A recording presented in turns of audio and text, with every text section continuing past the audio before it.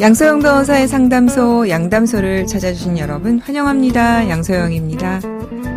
공무원 A씨는 같은 사무실에서 근무하던 동료 B씨에게 호감을 갖게 됐습니다. 하지만 B씨는 결혼해서 가정이 있다는 이유로 A씨를 거절했는데요. 이에 앙심을 품은 A씨가 성폭행할 목적으로 그녀를 집으로 유인했고 움직이지 못하게 제압한 후 성폭행하고 피해자 신체를 촬영했습니다. 이후 자신과 계속 만나지 않으면 영상을 피해자의 남편에게 알리겠다고 협박했는데요. 결국 A씨는 어떤 처벌을 받게 됐을까요? 법무법인 승인 양소영 변호사입니다. 네, 직장 동료가 자신의 호감 표현을 거절하자 집으로 유인해서 성폭행하고 이를 빌미로 협박한 20대 공무원. 네, 저도 기사에서 접했는데 아주 끔찍한 사건이었습니다. A씨는 피해자를 협박하는 과정에서 B씨에게 성노예 서약서까지 작성하도록 강요를 했다고 하죠. 이 일로 정신적 고통을 받은 피해자는 극단적 선택을 한 것으로 조사됐습니다. 1심 재판부는 이 같은 공소 사실을 인정을 해서 A씨에게 징역 9년을 선고했는데요. 항소심은 1심 판결을 깨고 더 무거운 형을 내렸습니다.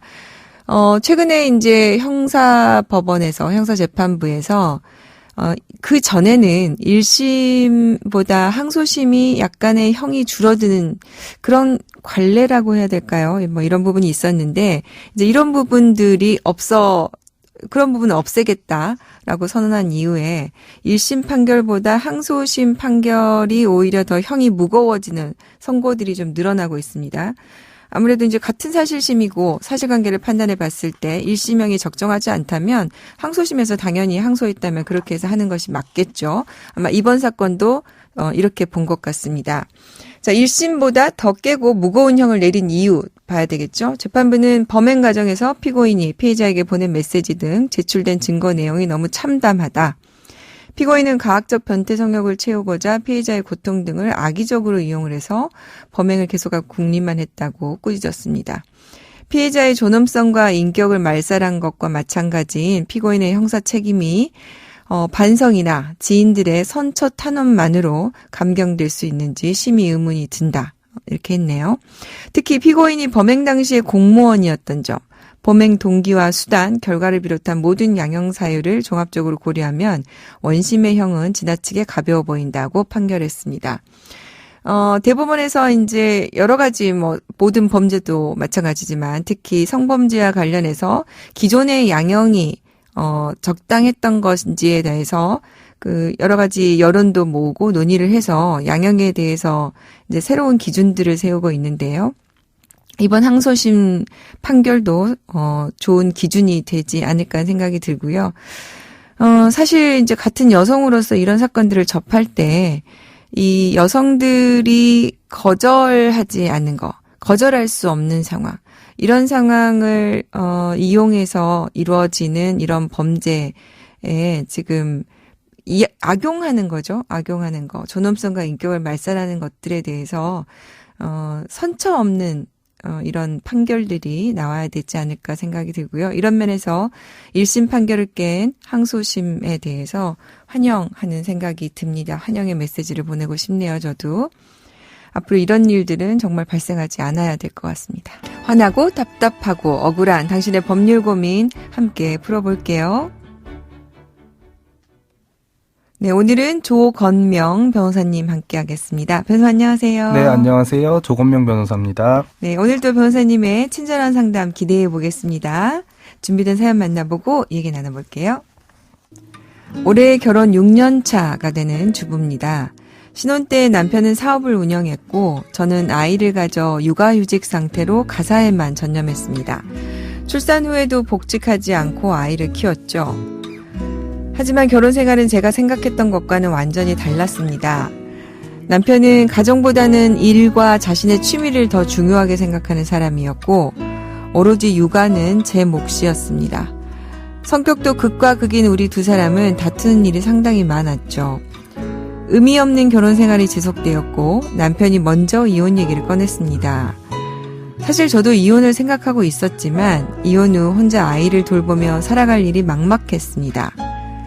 게다가 신혼집으로 마련해 살고 있는 이 집도 시댁에서 마련해 주면서 남편과 시어머니가 절반의 지분을 갖고 있습니다. 이혼을 하게 되면 저는 빈손으로 나가야 할 것 같은데요. 가정주부로만 살아온 저도 재산 분할을 받을 수 있을까요? 네. 제일 많이 받는 질문 중에 하나가 이제 이런 거고, 또 대부분 이제 남편에게 이런 얘기를 많이 들으셔가지고, 이렇게 이제 생각하시는 분들이 많습니다. 그게 이제 바로 결혼 생활 내내 가정주부였는데, 내가 재산 분할을 받을 수 있느냐, 이제 이런 거거든요.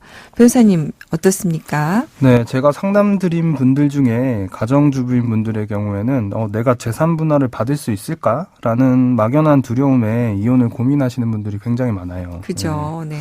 근데 가사노동의 경우에도 부부 재산에 기여한 바를 인정받을 수가 있습니다. 네, 재산 분할 제도가 부부가 혼인 중에 취득한 공동 재산을 청산 분배하는 것이고, 또 부부가 협의에 의하여 이혼할 때 쌍방의 협력으로 이룩한 재산이 있는 한 처가 가사노동을 분담하는 등으로 내조를 함으로써 부부의 재산의 유지 또는 증가에 기여하였다면 쌍방의 협력으로 이룩된 재산은 그 재산 분할의 대상이 된다라고 대법원이 판시하고 있습니다. 네. 네, 가사노동 역시나 마찬가지로 재산 분할 시에 기여한 바를 인정받을 수 있는 것이죠. 네. 그러니까 지금 변호사님 말씀 방금 읽어주신 그 대법원 가장 기준이 되는 판례인데요. 가사노동을 분담하는 등 내조를 함으로써 재산의 유지 또는 증가에 기여를 했다. 이제 이 부분 때문에 인정이 되는 건데요. 지금 이 사례자 경우에는 보니까 근데 살고 있는 재산, 특히 이제 주택이 거의 유일한 재산일 것 같은데 6년 정도밖에 안 되셨으니까요. 남편하고 시어머니가 절반씩 지분을 갖고 있군요. 자, 이 부분은 어떻게 재산 분할이 가능하겠습니까? 네, 재산 분할 대상을 보면 처음 혼인 당시에 시댁 측에서 마련해준 아파트 지분의 2분의 1은 남편 명의로 또 2분의 1은 시어머니 명의로 돼 있기 때문에 원칙적으로는 2분의 1만이 남편 명의로 돼 있는 2분의 1만이 재산 분할 대상에 포함될 것으로 보입니다. 혼인 기간이 6년으로 그렇게 길지 않아 보이고 또 가사에 전념하였을지라도 이 가사 노동이나 육아에 대한 기여도를 인정을 받아서 그 기여도에 따른 재산 분할이 가능합니다. 네. 이게 지금 혼인 기간이 6년이 참 애매해요. 기간이. 그러다 보니까는 이제 이게 몇 %까지 재산 분할이 될지는 사실관계를 좀 따져봐야 되겠죠. 네. 예. 보통 혼인 기간이 긴 경우, 특히 10년 이상이 넘어가는 경우는 5대5, 50대 50까지도 보는 판례도 있는데요. 그런 사정들은 여러 사정들을 고려해서 판단해 봐야 되겠습니다. 그럼 변호사님 어떻습니까? 재산 분할을 할 때 이렇게 기여도를 판단함에 있어서 법원이 중점적으로 검토한 부분은 어떤 게 있을까요? 통상 법원이 재산 분할을 함에 있어서는 부부가 공동으로 이룩한 재산의 증식 및 유지에 대한 기여도를 중점적으로 판단하게 되는데요. 네. 기여도를 주장함에 있어서는 이제 부부 서로 간의 양육 정도, 또 가사는 어떻게 분담했는지, 그리고 또 각자의 소득은 어떤지를 중점적으로 판단하게 됩니다. 그러니까 구체적으로 사안마다 이제 그게 조금씩 다르니까 그 부분에 대해서 잘 주장을 해야겠군요. 네. 사례자 같이 가정주부라 하더라도 실질적으로 소득은 없었지만 배우자가 직장 생활을 지속할 수 있게끔 기여한 가사나 양육의 정도 등 여러 가지 내용들을 재판부에 설득력 있게 주장을 한다면 충분히 기여도를 인정받아 원하는 결과를 얻을 수도 있습니다. 네. 그렇게 주장을 잘 하면 기여도를 얻을 수 있겠군요. 또 이런 부분도 있을 것 같습니다. 사실 이제 아파트 시세도 문제인데요. 결혼할 때 부인이 어쨌든 혼인 초기에 예물이나 예단으로 또 가져가고 집을 취득함에 있어서 일정 부분 도움이 되는 부분이 있었다면 사실 아파트 지분이 그렇게까지 시세가 높지 않다면 재산 분할 부분도 상당히 될 수 있을 걸로 보여지는 면이 있고 또 아이가 있기 때문에 이런 부분은 이제 향후에 부양의 측면에서도 양육을 아내가 한다면 이런 것들을 주장을 해서 좀 기여도를 좀 높이는 방법은 어떨까 하는 생각이 드는데요. 지금 이 남편은 2분의 1씩 이렇게 했던 부분에 대해서 어떤 자금이 들어와서 취득자금이 어떤 자금이 들어와서 마련이 된 건지 사연에서는 사실은 좀 구체적으로 나와 있지 않아서 그런 부분이 문제가 되는데 저희 사건 진행을 해보면 대출금 같이 갖는 거 뭐 이런 것도 상당히 도움이 되더라고요. 네, 맞습니다. 네. 그리고 지금 육아휴직을 하시긴 했지만 아까 우리 조건명 변호사님 말씀 주신 것처럼 내가 이렇게 했으니까 배우자가 직장 생활을 지속할 수 있는 거 아니겠어요? 네, 그래서 그런 부분을 잘 설득력 있게 주장을 하셔서 원하는 결과 얻을 수 있으면 좋겠다는 생각이 드네요. 어떻습니까, 변호사님? 재판 과정에서 육아노동과 관련해서 얼마나 힘들었는지, 또 뭐, 예를 들어서 친정의 도움을 받았는지, 이런 걸 주장하는 것도 도움이 될까요?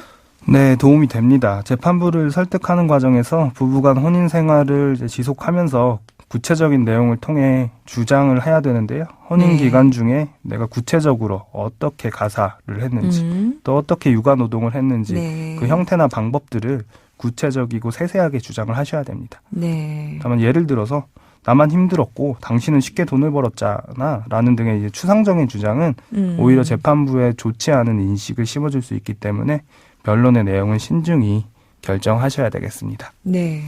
사실 저희가 재산분할 사건 해보면 혼인기간이 길지 않은 사건이 어떻게 보면 좀 더 어려운 것 같기도 합니다.